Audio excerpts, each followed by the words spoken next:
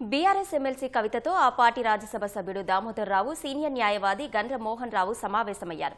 సోమవారం సాయంత్రం కవిత నివాసానికి వెళ్లిన వారు కవితతో దాదాపు 2 గంటలకు పైగా భేటీ అయ్యారు. ఇటీవల కేసీఆర్కు కవిత రాసిన లేఖ బయటకు రావడం, ఆ తర్వాత ఆమె చేసిన వ్యాఖ్యలు, తదనంతర పరిణామాల నేపథ్యంలో భేటీ ప్రాధాన్యం సంతరించుకుంది. ఇరువురు కేసీఆర్తో పాటు కేటీఆర్కు చాలా దగ్గరివారే కావడం గమనార్హం. సమావేశానికి సంబంధించి ఎవరూ ఏమీ మాట్లాడలేదు. పార్టీలో నెలకొన్న పరిస్థితులు, ఇటీవల చోటు చేసుకున్న పరిణామాల గురించి వారు చర్చించినట్లు సమాచారం. బయట మాట్లాడడం కంటే ఏవైనా విషయాలు ఉంటే అధినేతతో మాట్లాడి పరిష్కరించుకుంటే బాగుంటుందని వారు కవితకు సూచించినట్లు తెలిసింది. పార్టీకి నష్టం కలిగే అవకాశం ఉందని, జరుగుతున్న పరిణామాలను కాంగ్రెస్, బీజేపీ నేతలు అనుకూలంగా మలుచుకునే ప్రయత్నం చేస్తున్నారని వ్యాఖ్యానించినట్లు తెలుస్తోంది.